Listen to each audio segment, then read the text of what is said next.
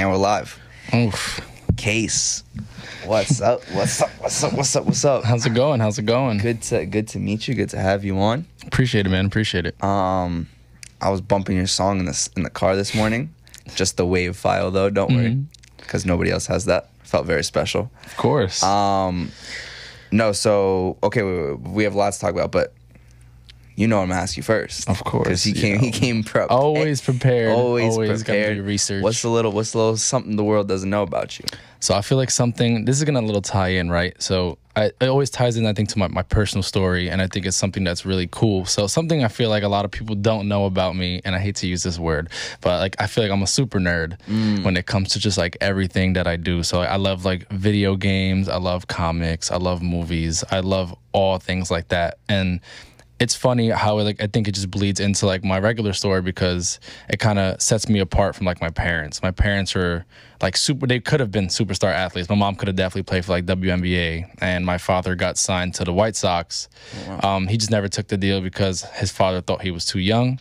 And then so I guess like having that expectation, you know, of having parents like that, they expected me to also, you know, kind of be like that superstar athlete kid, and I was just completely opposite. Like I just wanted to stay home, play video games, and I like really like there's a difference between a kid staying home and playing video games and then someone who's just like a casual like video game player. Like no, like I used to geek out all the time, and I feel like a lot of people don't see that side of me. A lot of people think I'm like this cool, like this fly kid with like tons of confidence. And like back then growing up, like definitely just wasn't like that. I was just a couch potato, did nothing, and just loved to just like geek out on video games, comic books, and just things like that. Okay, wait. So just so I can understand like the story before we get into some of that. You grew up in where? Bay Ridge, Brooklyn. Bay Ridge your whole life. Yeah, so I was born and raised right in Bay Ridge, Brooklyn. But I grew up a lot in Sunset Park because while my mom was working, I stayed with my grandma a lot of the time. Okay. And my grandma lives in Sunset, so shout out to grandma. What kind of streets? Like, cause we're probably close. I'm on I'm in Park Slope. Okay. And so we probably aren't too far from each other. No, yeah. So I grew up around like the 50s. So like 59th Street is where I really grew up on because I went to PS 314, which is on 59th Street. Okay. And then like I live around like 68th Street in Bay Ridge. Okay. And then where'd you go to high school? Fort Hamilton High School. Oh, okay. So that's out in Bay Ridge. Yep. It's like on 80-something Street in like cool. Shore Road. Yeah, I know. I had a few friends that went there. Okay, and then you were just like a geeky kid. I was a super geeky. But why is there a negative connotation with geeky? Because I mean, maybe like in today's world there isn't, but I feel like back then there was definitely like a big stigma because at least in my time when I was growing up, like everyone wanted to be like the cool kids, right? Yeah. Everyone was like, oh, those are the cool kids and like West Side Story looking kids. Yeah. But I think as time progressed on, and I think as we moved forward, I think as like just a society, I think a lot of like the older trends have come back. And clearly, if you guys watch Stranger Things, the 80s is definitely like back in. Even with music, like The Weeknd, a lot of them, like the 80s is back in. And like all those times of like being like super electronic and super like, you know, I'm gonna wear like super high water pants and like these geeky looking clothes. Like, no, like it's back in style, but like it's always been in style. Interesting. So what kind of kid were you like growing up? Were you like, other than being geeky, like were you into music? Like did you think that was a path that you could go down? Yeah, so my whole life, like I'm not gonna lie, like I always wanted to be like famous. I just never knew like what I wanted to get into. So I grew up with a very like musically great family. So like my father and my mother always raised me on just great classic music, like everything. They gave me a very like broad spectrum. Like I listened all the way like back to doo-wop, like 20s music, all the way up to like rock, jazz, like everything. My father loved he loved Miles Davis. So I got to hear a lot of Miles Davis all the time. I love just like 90s like freestyle music, everything along those lines. Like my parents pretty much brought me up on all these different genres of music, I guess, to help me build like a palette and what I think can sound at least like good, because I feel like if you're raised on just one piece of music, that's all you know. And I feel like I have like this little good conglomerate of like all the music I listen to. And so you knew like you were gonna go into that world? Maybe. I mean, at one point it was always in my head, like I was like, damn, like I really wish I could be like a superstar like all these people I see on TV. But like I didn't know how, I guess, to go about that at the time. I didn't know what I wanted to dibble and dabble into. I used to rap all the time when I was a kid, like to the songs. and I would try to like learn every lyric. So maybe I guess it was always there, but I never like pulled that trigger. No pun intended. Why did you? But what was the like? Why do you want to be famous so much? I always just felt like I said, maybe it was like that expectation that I had. I always wanted. This sounds horrible, but I always wanted to be just like better than everyone else. No, I kind of feel that. Yeah, I would just always wanted to be like better than everyone else, and I just feel like I always loved helping people, and I feel like if I could have gotten on a platform where I'm able to give back to the people because of like who I am and all the eyes are on me, like it also shows that like you can also do it. I know that sounds really cliche, but that's really important because I feel like a lot of people nowadays don't have the same opportunities as a lot of other people, and I feel like if I'm able to give back to them or give them a voice where I know they can speak on, then it's a lot better for everyone else. No, I agree. I think I have this. Maybe we have our own complexes. Like maybe there's just like. Because I always thought when I was younger, it was, I remember the conversation that I'd have with myself where not like, oh, can I be a professional athlete? It was like, which sport will I choose as if I'm going to be gifted at every single one of these sports? And so like in my head, it was always like, I'll be famous, I'll be successful, I'll be this. And then like the funny part is that I'm not a professional athlete anymore, we're close to it. But I don't know. But I think you're right. I think it's like, and I've only known you for a solid like 6.5 minutes now, but like, but like I can kind of tell that you, even from what Josh was telling me a little bit about you earlier, is like you, even in just saying like you would want a platform to help other people. That sounds very much like that is who you are. It seems to me. I've only known you for a few minutes, like caring about or like wanting to help people. And it's not like you wanting to be famous is not just because you're like some egocentric prick. Yeah. You know what I mean? It's no, I get it. Yeah. And it's funny because I think it even bleeds into like how my parents even like tried to force sports on me. Especially my father, because he wanted me to play baseball.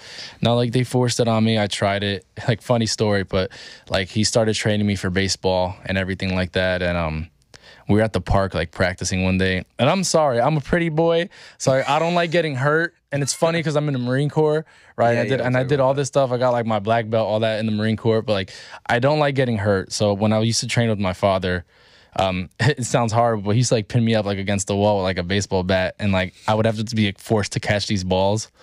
And like I remember one day like, a ball just popped up and hit me like in like my chin or like my face, and I was like, it's like I'm done. So like I remember just like I threw the bat and I walked away, and he's like, no, like you're gonna come back here and play. And I was like, I'm gonna tell mom. And then he was just like, all right, we can go home. And then the first time I played basketball, I like broke my finger. I was like, it's not meant to be. It's not meant to be at all. Wait, so your dad thought he was too young when he got signed with the White Sox? Yeah, so his father or my grandfather thought he was too young at the time, and unfortunately he never did the deal. But I feel like everything happens for a reason, Yeah. Maybe it was for the best, and maybe like I wouldn't be here right now. So maybe I'd be a different kid, maybe living a whole different life, but I feel like everything happens for a reason, and now if I can do this and set my own path, then I'm able to change something. So explain the whole Marine Corps thing. Like that sounds like a very different, a whole different lifestyle. It goes from talking about like comic books and geeking out to I'm part of the Marine Corps. All right, that's a good story. So back to like where I first started high school. I was a couch potato. I remember telling you, obviously. I was a nerd all the time. I just wanted to stay home, do nothing. So, were you big? Were you like heavy? A little bit, yeah. Okay. I was definitely on the heavier side. I have old pictures on Facebook. It's really bad. But yeah, I never wanted to be in the military, which is very interesting. I never wanted to join. I was like, this is not for me. I don't really care about the military too much. Then when I went to high school, I joined the JRTC program, which is like, the little junior reserves officer training corps thing that they have for students. And knowing me, right, I don't know, I feel like I wanted him at the time maybe to make like a whole lifestyle change. Mm-hmm. And I joined like the hardest team that they currently had, which was like extremely physical. And I joined it. And from there, it kind of built like this passion to work out, get in a healthier lifestyle, be really, really good. And it changed, I guess, like my perspective on like the military a little bit, because I was like, okay, like maybe I'm good at this. Like maybe I am really good at this physical stuff and I can be good. And I feel like I always pushed myself harder than most people, and I was able to like excel quicker than most people and things like this. So like just like my whole entire, long story short, like I was on the JRTC program, in the JRTC program for a while. Nothing really like sparked me to join the military until like my junior senior year when we had like the college fair, and of course, you know, they always have the stands with all the military people recruiting. And I didn't want to go to college. Hated school. I always hated school. I thought it was really dumb. And then my recruiter was just like, hey, like, what do you want to do with your life? You know, he give you that like spiel. And then I was like, yeah, like, I don't know. I thought about joining the Army originally. And then my boys, it's funny because like my boys wanted to join the Marine Corps and they were my best friends. And I was like, all right, fuck it. I'm going in with you guys. Like, if you guys are doing it, I'm going to do it too.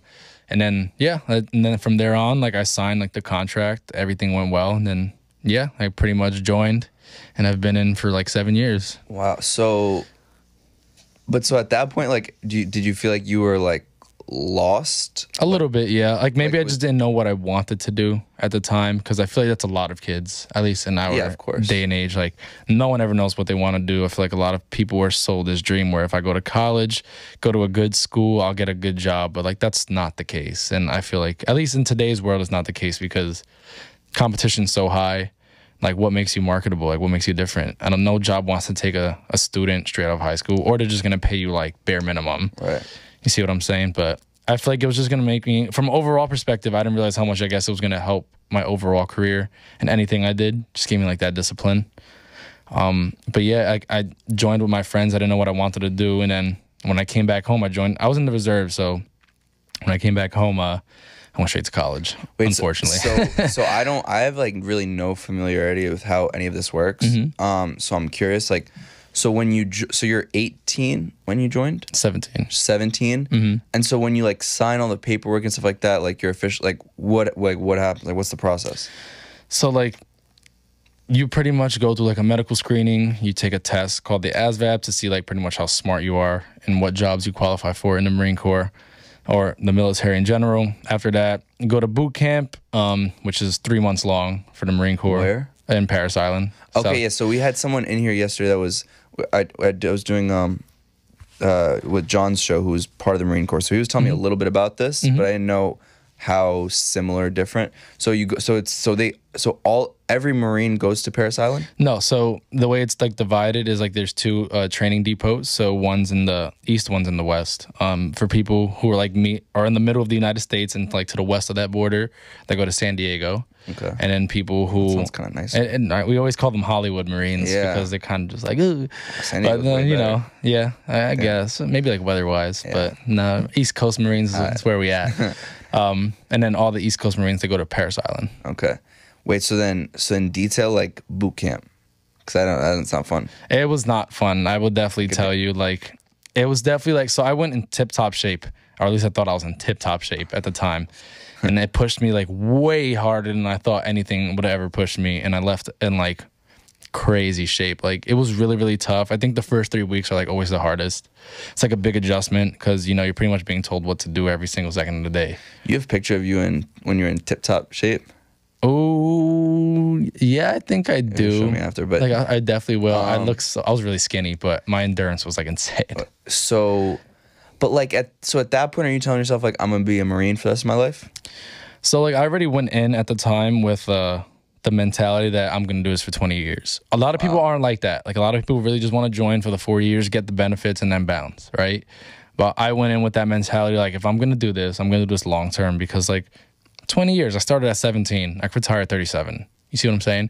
And like I really much set myself up for the rest of my life for like success, which I think is really important because, like I said, not many people have like nowadays have like that good security, and I feel like the Marine Corps was a really good security for me to have.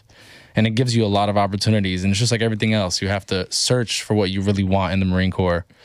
And like if you don't push yourself and you don't want these things, you're not going to go anywhere. Wait, so what did your family say? So at the time, like my mom was very, very supportive of me. And she definitely was a little scared because she's like, why the Marine Corps? You know what I'm saying? Like, why can't you join another branch? And like she was a little ignorant at first. She's like, you just want to die? Is that like what you want to do? You don't want to die an uneducated man? And I was just like, no. It's not where I'm going with this. Like I could still get my degree if I really want to.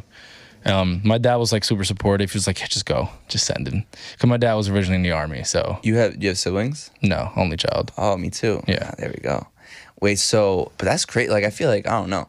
If I told my parents, they'd be scared as fuck. Yeah, they were. And like I said, my mom was mostly scared, not really my father. My father was like all gung-ho about it because he's like really chill. And he was like, yeah, just go, bro. Do your thing, man. My mom was just like, are you sure this is what you want? This is going to be like your life? And I was like, yeah, okay, sure. Why not? So, I was a kid. After the 3 months, like, what's like the worst thing of boot camp?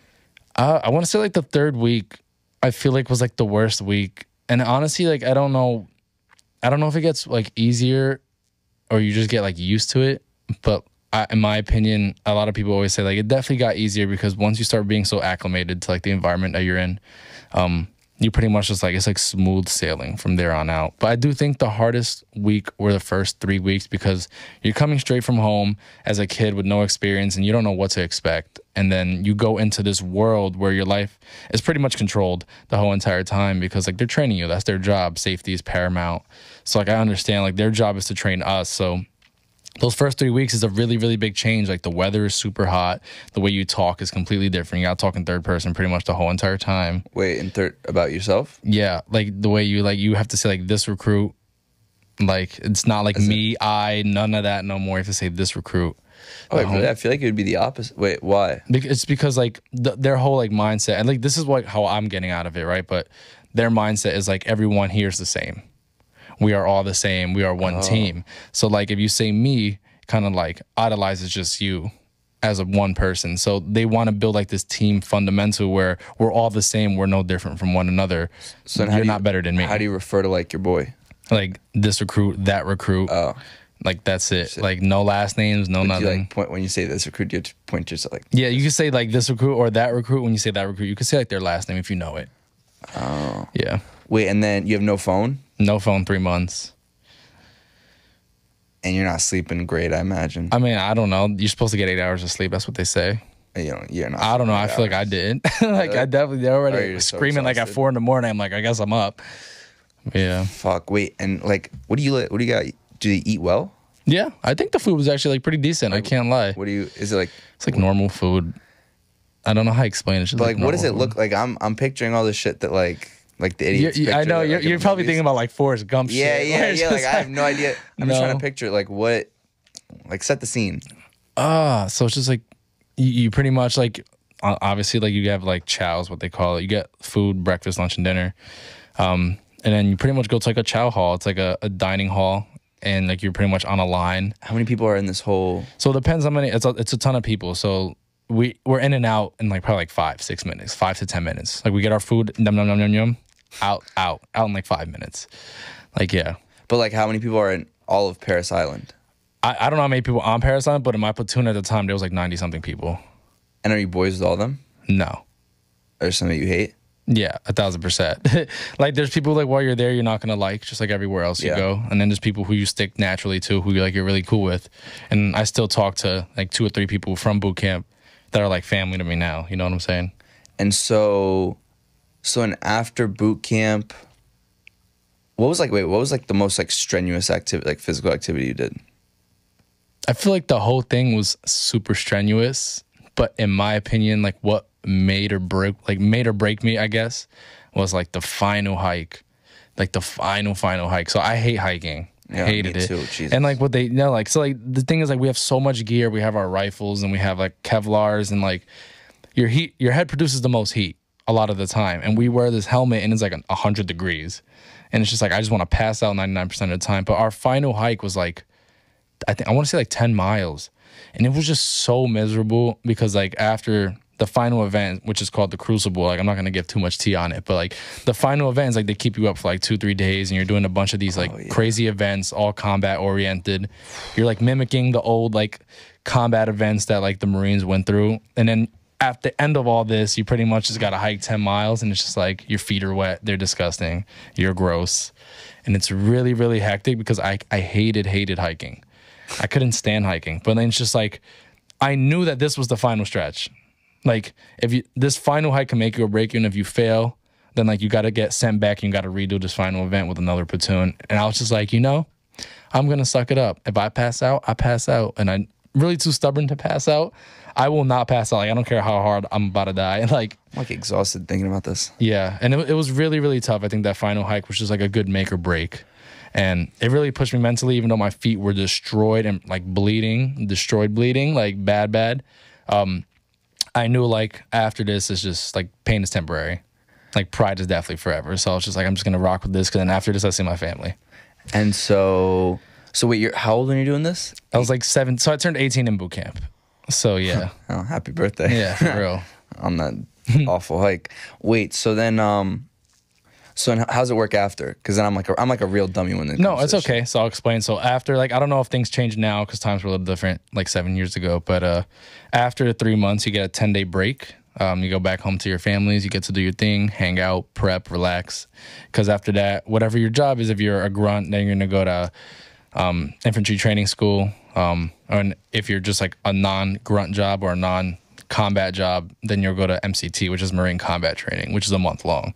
So after my 10 days, came back home, went to MCT for a month, and then I went to like my MOS school, which is like my job training school. So like whatever my job was, or whatever my job is in the Marine Corps, I'm a radio operator and a satellite operator.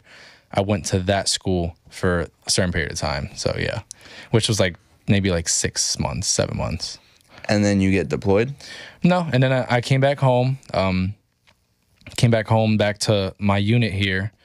Once I came back home to my unit here, I started college again because I was a reservist. So I went monthly to the reserves, and in that time I was also doing college, even though I didn't want to go to college. Right?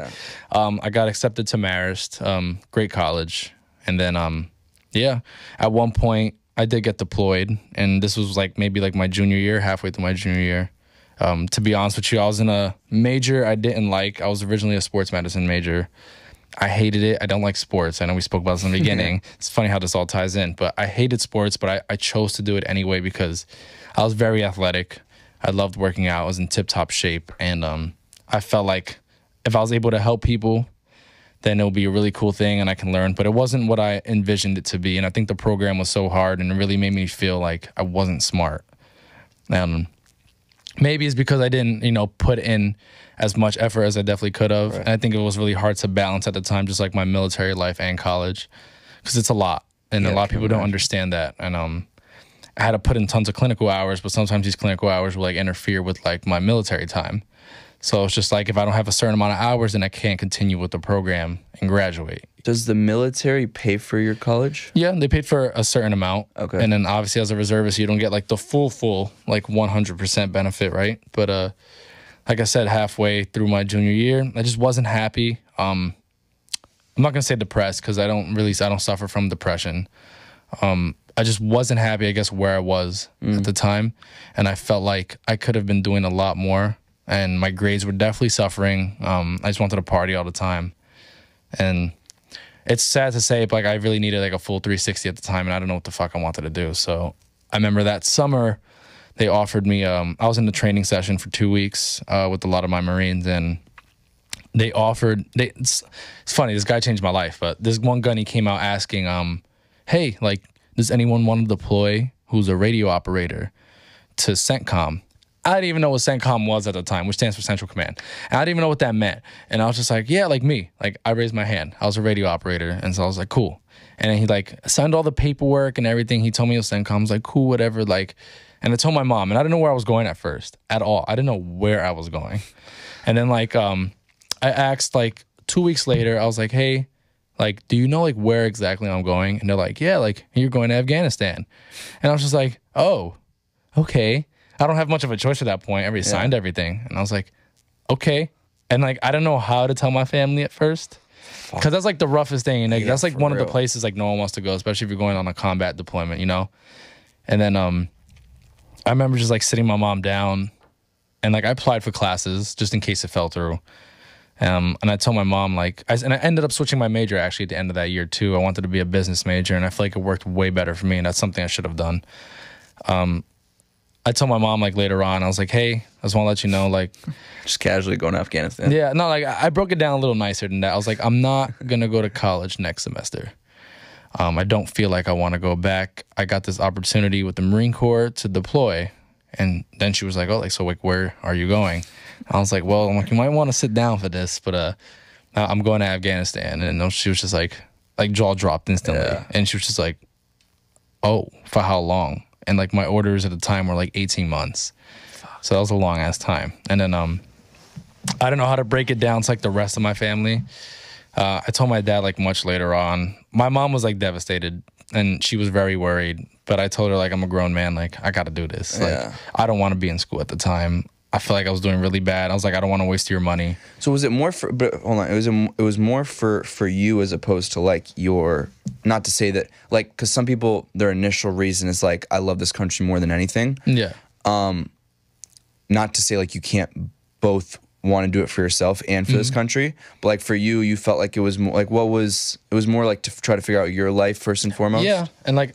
It definitely was. So it definitely was to figure out like where I wanted to go because I didn't know what I wanted. And I feel like maybe if I did something that was way, way harder than anything I've ever done in life, it would kind of just like set me back on the right path on what I wanted to do. Mm-hmm. And to an extent, that is definitely true. And I, you know, till this day, I still am figuring out what I want. Right. Obviously, I'm an artist now and I do that all the time, but it definitely helped build me, I guess, into the person. But the experience was just like, nothing I've ever been through in my life with Afghanistan, like for sure. Definitely like a complete life changer, 1,000,000%. So, okay, so when do you go to Afghanistan? So at the time, when I signed my orders, I started everything like that January. Once I started everything that January of what year? 2019. Okay. Started everything that year. I got a call from an officer and he was just like, hey man, you want to come in today on January 1st? And I was like, no. Yeah. It's January 1st. It's New Year's. So I worked out something with him. Then we started like this whole entire process and went through all like the prerequisites, pre-training for everything. It was like 1 month of like pre-training just to get all the prereqs out the way. And then I was chopped. I was stationed at Camp Lejeune for a long time. And then I like pretty much, we made the task force when I was with them for a while. Trained up for like 6 months, head off to Afghan in June. And then after that, like, yeah, it was just smooth sailing from there. We had like a couple like middle places where we met to get to those places. I'm not going to say where those places are, but we met a couple places to get to like the area. And then once I was in Afghanistan, it was just 9 months. Do you, no, hold on. So wait, how do you, like, what's your thought process the day you leave the U.S. to go?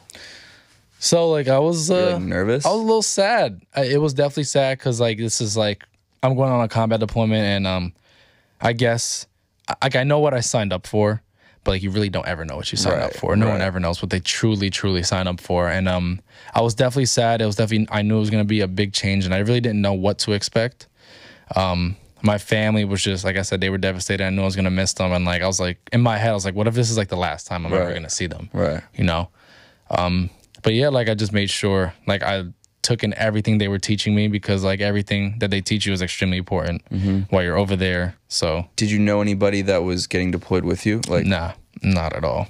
Wow. They were like 2 people were from my unit, but like, scary. I didn't know them. Like we built a bond clearly as we trained together and we all moved forward together, but I didn't know them and like now I know them. There wasn't any party that was like, let me back out of all this and like run away? Not at all. Yeah, I mean, I don't have a choice because it's just like Uncle Sam, you know, it's kind of mandatory. I don't have that choice to be like, all right, I'm going back on this. Can't say that. So, okay, so then how do they fly out the military to Afghanistan? I don't even know. So I flew in a C-17. Okay. So it's almost like, I guess like for people who don't know, it's kind of like an AC-130 in Call of Duty. Okay. I guess like this like the easiest way, it's like a smaller version of that. But like you take also like commercial flights, you take things like that too. And so when you then you're in different places, like explain it to me. So there's just like a middle ground, like I'm not going to say where, right? But like when we are being transported, there's like areas where we would go to just to like stay there to, you know, connect flights to make it to like the area we need to go to, if that makes sense. Right. So then, yeah, like once we connected all these flights, we went to this one place for like 2 weeks. And then after that, then we flew to Afghanistan in a C-17. Okay, and then once you're like in Afghanistan, I heard from someone else who's been in Afghanistan, everybody gets sick Is that a thing? I mean, I didn't get you sick. didn't get sick? No. I was drinking the water. I mean, I'm fine. I'm still here. Yeah. So you get there, and then where are you guys living? Like, what's it like? So like, I don't know if anyone's ever played like Call of Duty, but I don't know. There's this one map called Afghan, which is very funny, and like it's exactly I think what people would picture in their head, like in the movies. It's just a big flat land of just desert, like nothing, and like little buildings. And that's exactly like what it looks like. Like my first experience getting off the fucking like the Max Pro that I was on, which is like an armored vehicle. So we got off the plane. It's like really like I loved it. I thought it was like some real Call of Duty shit. But like it's pitch black at night. We all got like our fucking like gear on and everything. We're running to like these Max Pros like dispersing. And we pretty much we like in armored vehicles driving to base, and then it's exactly like what you would picture it. It's just like a big flat land. But what are you thinking? Are you like shook at this point at all? A little bit, yeah. Cause you're like, what the fuck am I like? Where am I? Yeah, I'm just like, cause it's foreign, like, and you don't know, but like, you got to just trust the process, like, cause like once it's different, like once you're in it, cause clearly you have so many thoughts going through it, but like you got to remember like what you trained for. Like you trained all this time to do this one exact job. Right. And like you can't back out now, because now you got to understand you have people to the left and right of you who are also relying on you to do your job. So it was definitely like a big life change. I was like, and it was pitch black at night, so I don't even know where the fuck I was at the time. But So your job was radio. What is it? I'm a radio operator and a satellite communications. So what does that exactly like entail? So like I work on pretty much like military grade like radios. So I operate them, maintain them.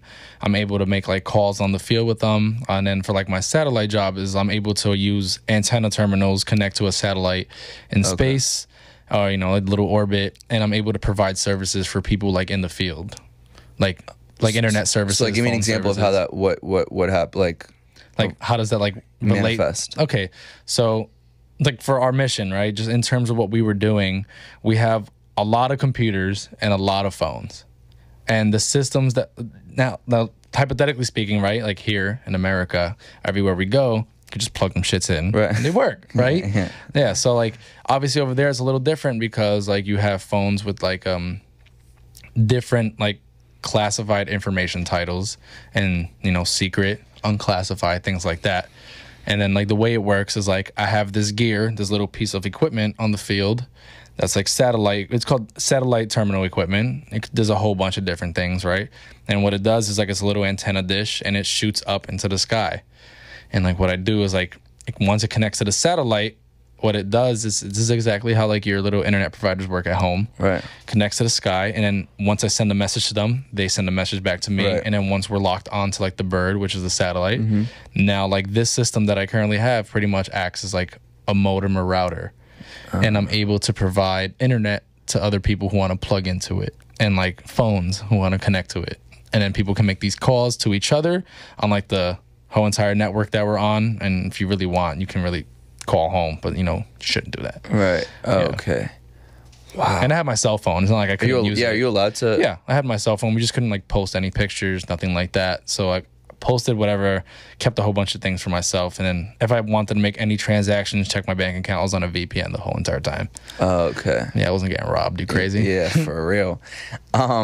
So then like at what point, like, do you remember your first quote unquote like scariest moment where you're like, I'm in battle, I'm in like, this is real. This is not just like so games. there was definitely, I guess, like a lot of moments for me where I definitely felt, I shouldn't say scared, but I guess it was just more of like this is happening right now. I was like, oh shit. And like I think it all clicked to me like the first month we were there, like someone like killed himself. Wow. And it goes to show you the reality that like everyone has problems, and a lot of people don't know how to deal with them. And like that's everybody. I don't care what anyone says. And then obviously sometimes people get obviously like a little too much. I'm not gonna say like killing himself was the right thing to do, but for some people that's like the sweet escape, right? You know, which is not the way to go. What are the conversations like amongst the other Marines, or like the people, or like who are the people that like the leaders? I was in a shop, right? Like we always spoke to like our leaders, but it wasn't the same as like the people who were like our peers, right? Like, you know, because like we're homeboys, right? Like so like our bosses, they always try to keep it like professional, but like some of the people we got like really, really close to, no matter like what the rank was, right? Because we're out there all together, we're all going through the same exact thing, so it definitely like wasn't easy. But the rank structure, like, it really didn't matter all the time, because if you want to have like a serious conversation, like, you know where we are. Like, I don't really need to like even harp on that. It's just something that we always knew that we could talk about if we had something going on. But like, that was just like the one realization for me where I feel like, damn, all right, this is serious. Like, this is where we are. How do they bring that up with you guys? In terms of like this fellow just killed himself? Like, how's that? Do they tell you, or do yeah, they? because so we had like a warrior's funeral. Like, we all pretty much, like, he was in like, it sounds weird, but he was in a body bag pretty much with an American flag over him, and we're all like in an aisle saluting, and he's just walking down, and like people just walking him to a helicopter to like fly home. It's shitty. And at that moment, I was like, okay, like, we're out here right now. You know what I'm saying? Like, we're out here, and it was definitely tough. But like I said, I've definitely, so at the time, did you know that guy? I did not. Okay, but it still sucks to like see, of course. you know. So I guess like the biggest scare for me, I should say, not that there wasn't like a bunch of other scary moments, but I was like a medical radio operator at the time. So like, I worked with the medical people there. Right. And I used to help, like, you know, work with patients and call in all their 9 lines and fill out all their paperwork. And I always went to this combat fob with like one of my best friends. And we always like chilled and everything on the fob. And it was a small fob. It was in Lashkargah. And I guess like I left like a week before they got caught in an explosion. So as a medical radio operator, I get to see everything. Right. So when I was working on like these patients, like, it really hit different seeing a major like catastrophe happen. So whatever, the other base got hit and they called something over the radio, and I was like, oh shit, like, this isn't a fucking drill. I run over, and then like, bro, like, when I tell you it was like a movie, like, it was literally like a movie. So I'm over here filling out all the paperwork, doing all the 9 lines over the radio. I'm trying to get all the details for like my chief.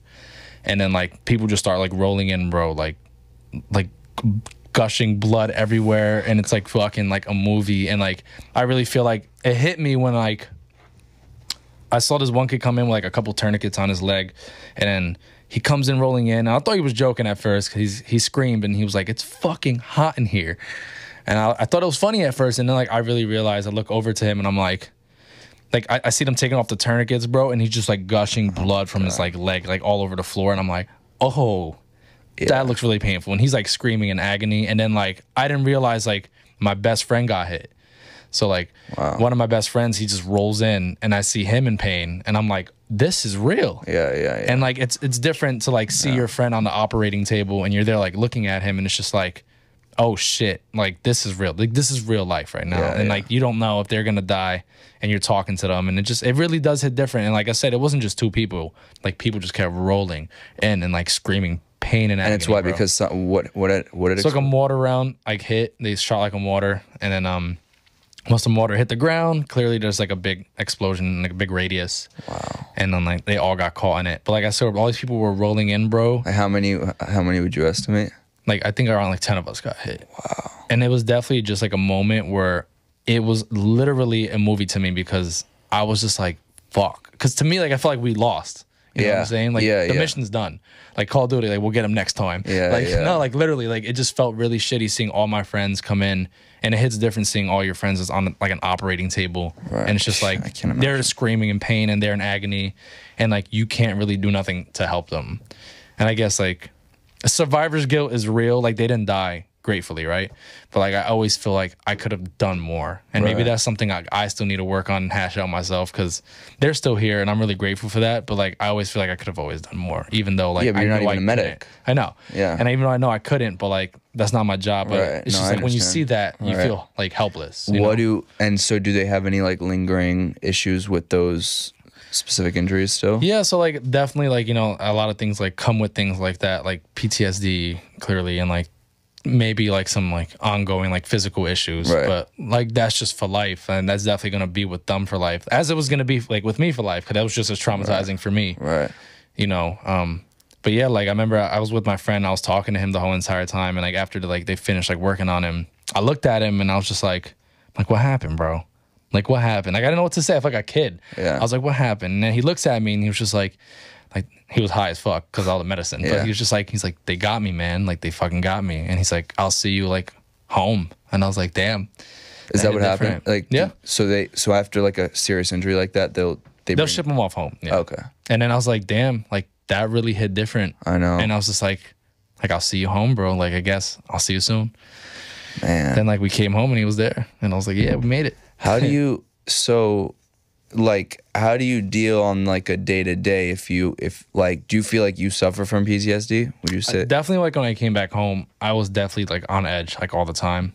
About like what was making you on edge? I don't know. I just feel like over there you had to live like on alert all the time. Right. So it was just like same exact thing. Like it's not like I didn't hear explosions. It's not like I didn't like see all that. And then it's just like I came back home, and then like I definitely had a lot of issues. Like I definitely did, and I feel like I hashed them out with myself like pretty good. Like my mom was definitely just like, you should go talk to somebody, and I was like, no, like I'll be all right.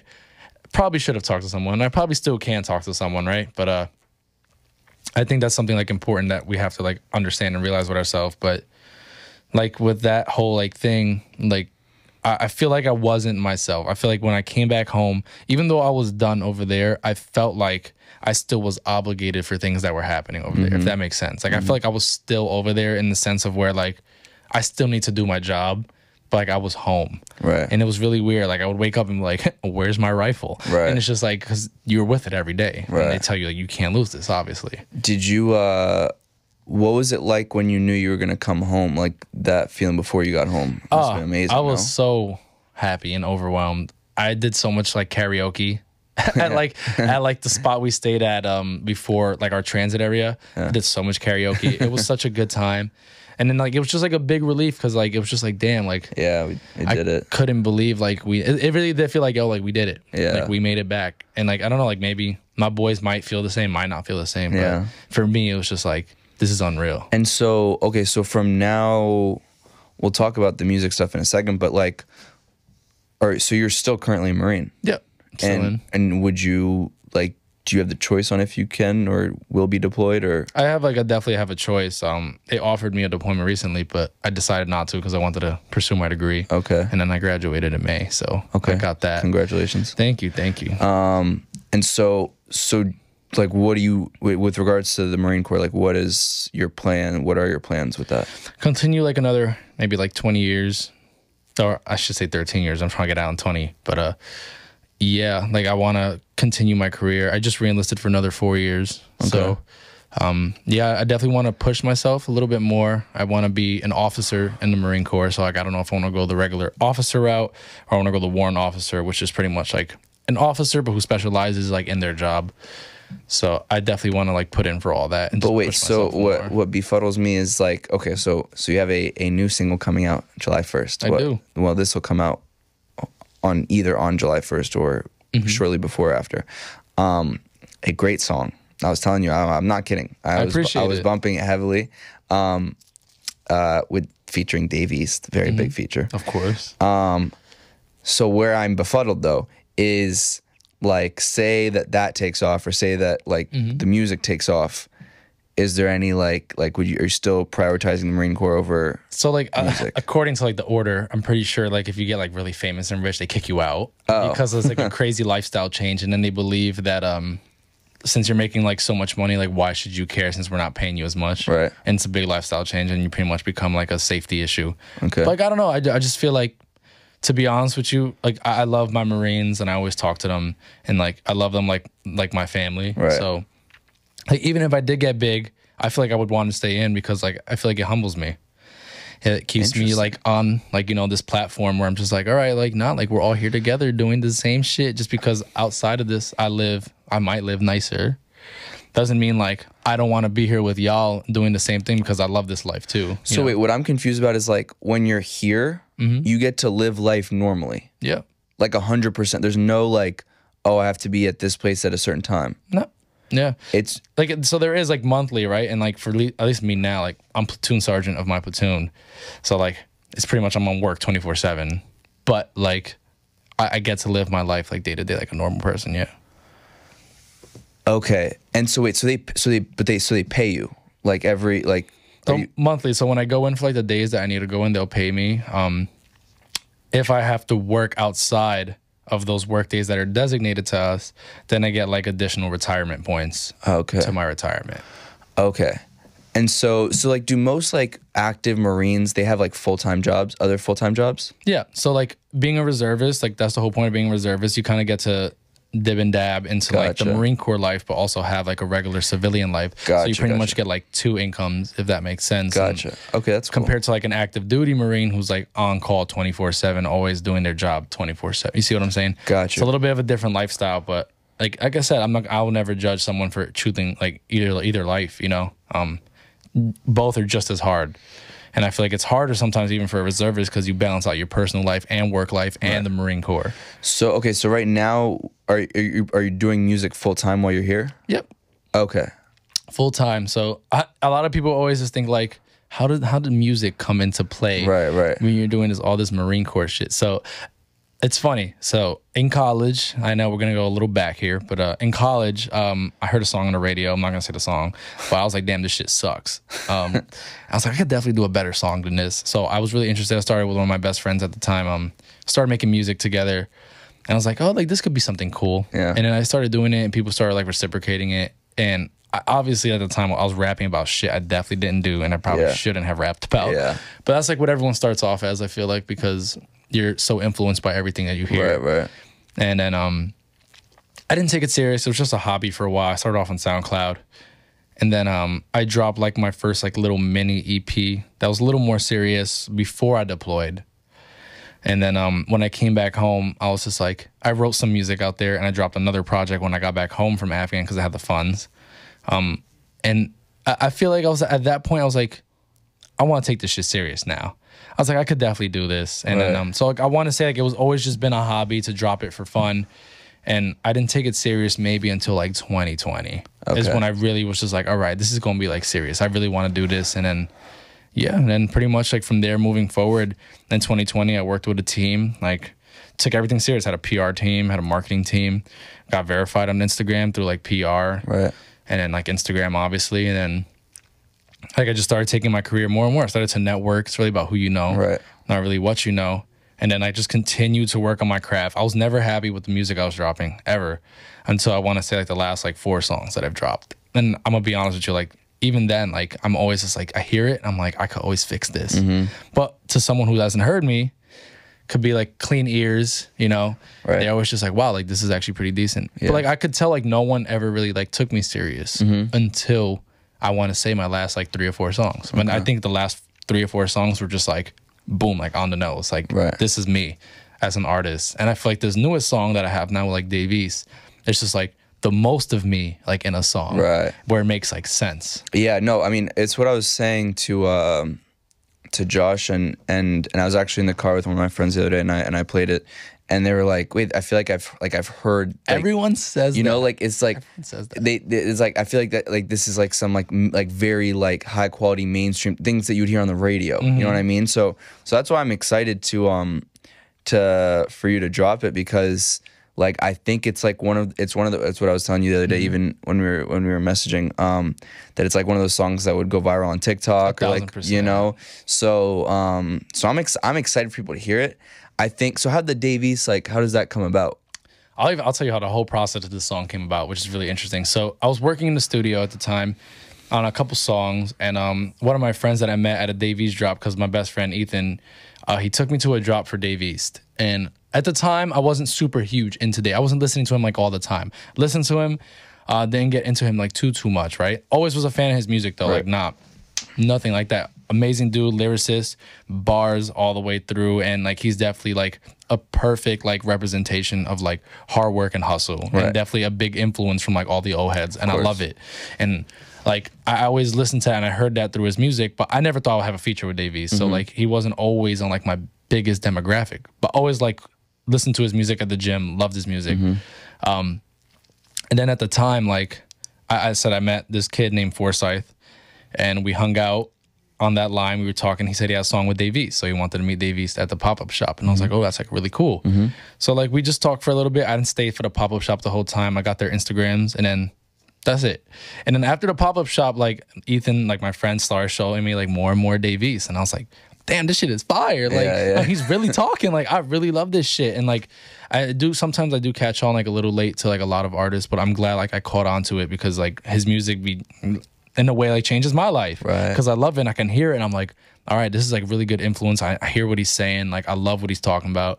And then because like, you know, he pretty much has like that trench talk, and I think like a lot of people can relate to that. You know what I'm saying? And though I'm a very different artist from that, like people can also relate to me. And I feel like if I can have the best of both worlds on a song, that'd be cool. But like that's for much later. I'll tell you how that even comes in. So I was working in the studio this one time, and Forsyth, he sent me a song, and he was just like, yo, I want you to be on this song. Can you send me a verse for this? I was like, yeah, sure. Like, I'll send you a verse for this. So I sent him the verse literally same day, like in the next like 3 or 4 hours. He sent me a message. I was like, recorded, done. He's like, damn, this is fire. And then I was like, yeah, man, like, don't even worry about it. Like, I'm not going to charge you, because I was already working in the studio at the time. Don't worry, that doesn't go for everybody. I was already working at the studio at the time, so I was already like locked in. And like 2-3 weeks later, maybe, we started talking like more and more, going through like the mixes that he made with the song. And I was like, yeah, this is like really, really dope. I like it a lot. Like, let me know when you're going to drop it. And we all just started going through it like a little more, started talking more and more, and we got really cool. And then he hit me up one day. He's like, hey, I know you're a serious artist, and it looks like you want to take your career to the next level. And it looks like you've recently been investing a lot. And like, this is when my song Kill Switch came out. And like, that was like my biggest like debut. And like, it was fantastic. So perfect drop. He was just like, yeah, like I have an opportunity for you. There's a bunch of artists I can get you on if you would really like to have that opportunity. And Davies happened to be one of them. So I was like, damn, like word? And I was like, let me know the price. So like, yeah, like I talked to him. He like pretty much like middleman for me at the time.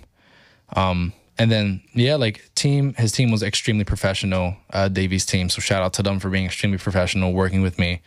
And I sent them like the folder and a package with everything I wanted, like for the song and like the idea of the song. And then sent it over to them. I wasn't expecting to get it back for like months, because usually like people who are in the industry, they have a lot of work to do. They don't get back to people. No, like bro, like a week later, I got the verse back, and I was like, oh shit, like this is serious, like serious. And like me, nothing ever really works in my favor all the time. I feel like the last 2 drops were like the best things that ever happened to me. And I feel like they actually worked out. So like when I got all the files, I like saved it to my laptop, and I was like, all right, no one's taking this shit from me. And then I went to my studio, worked on the song, and then I'm not gonna lie, I went through like 20, 30 versions of this song, probably. Like 20 versions with like my mixing and mastering engineer to make it sound how I originally wanted. Like I couldn't tell if like the vocals were too low or if they were just perfect. I didn't want them too high. And like if you go on my phone, there's literally like 15, 20 versions of the song that I have. But the final version is the one I sent you, obviously. And I feel like that was the one that worked best, in my opinion. And then, yeah, like I said, I got the verse back from him in a week or 2, and then I started just working around everything. Once I got the song, I was super excited, and I was very, very excited to even like show my mom. And I was just like, she always supports, right? And sometimes she'll fund me as well, like, you know, just because she supports that dream of mine. And then, yeah, I showed her the song. She's like, damn, like this is really, really good, and she likes it. And then, yeah, like I shot the music video for it. Having a music video coming out hopefully on July 1st. We're still like in the works right now, like editing everything. So hopefully it drops July 1st. If not, it'll be that week after. And then, yeah, did the music video. I got the song. Shout out to Forsyth for, you know, plugging me with his team, making this happen. Because if it wasn't for him, then I wouldn't have been able to make it happen, really. And then, yeah, like I said, like very awesome people. I'm really happy that I got to, you know, work with Forsyth and Davies' team to make this like happen, because you know, and it's funny because my best friend Ethan, his favorite artist is like Davies. And it's just funny how things like fall into like place. And I was like, bro, I gotta tell you something. Like, I got the feature with Davies, and he must have been nuts. And he was like, what the fuck? And then when he heard the song, he was like, nah. He's like, this shit, he slid on that shit. I was like, no, like he did he did a really good job. And then, yeah, like pretty much then, like from when I got the song, I've just been working on just marketing it, making all the animations, all the visuals with like the people that I work with, and I think it's gonna do really good. The person who produced it, Jack, shout out to Jack, man. Like One Jack Hayes, that's like his like TikTok name, but I call him Jack. Worked on it, and it's funny how the beat even came about. I was making songs for Davies at the time. Like I was trying to make songs that I would send to him that he could feature on, and I didn't like any of them. And I was like, this isn't me, like, as an artist. I feel like I'm pushing a little too hard, like, this gangster rap out of me. And it's like, it's not coming out good. And I was just scrolling through TikTok, and, like, just one beat came on my page. And it was a Camila Cabello times, like, Jack Harlow collab type beat. And he sampled Camila Cabello. And I was like, I want this beat. but like we can't use Camila Cabello. Yeah. Because like, you know, shout out Camila Cabello is a good song, you know, Yeah. Bum Bum, that new song with Ed Sheeran, fire.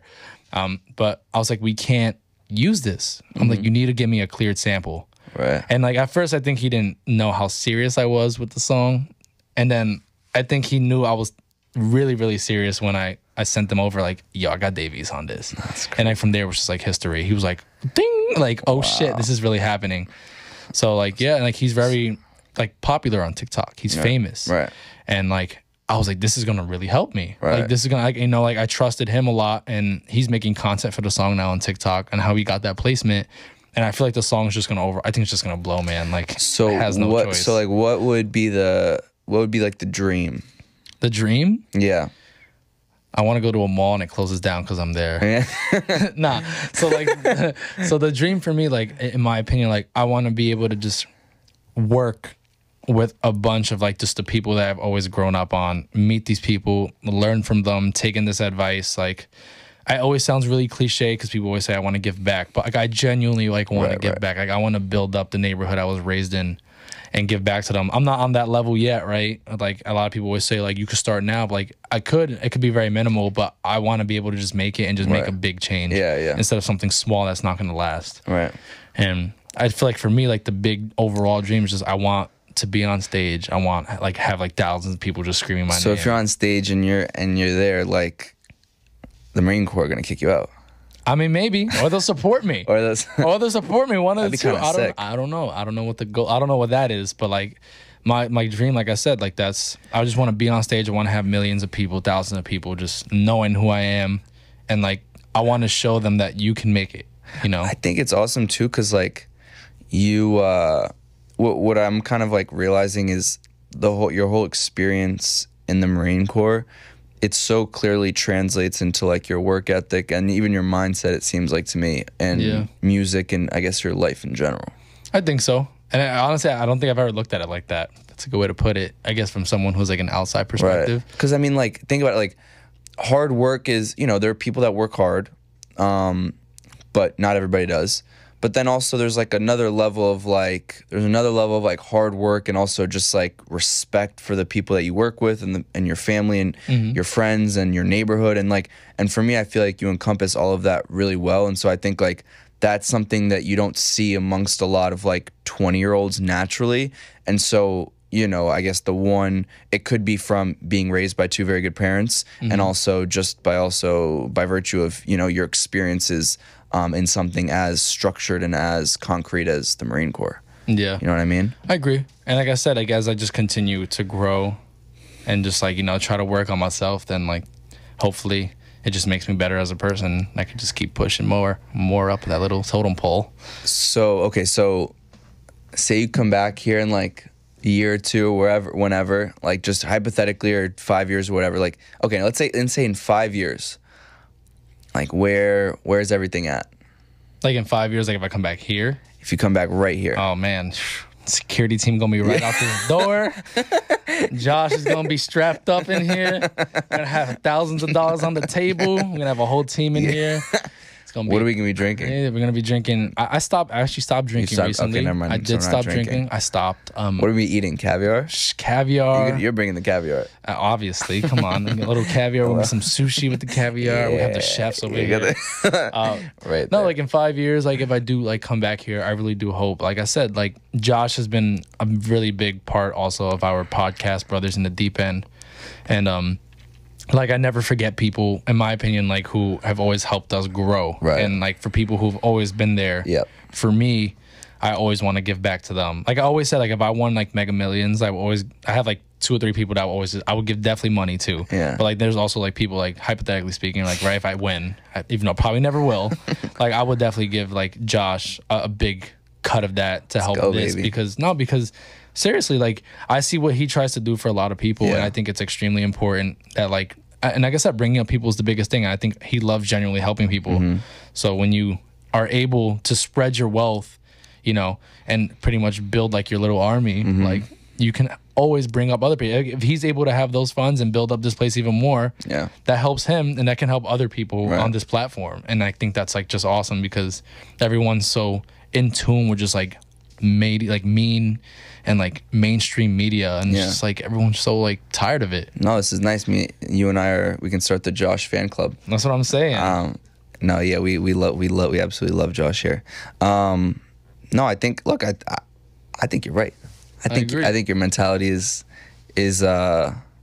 well, like, jokes aside, I think like it's like a really it's humbling in a lot of ways too, because it's like you're working on your craft, you're also doing like real life shit, you know, that not a lot of 20-year-olds are doing. Yeah.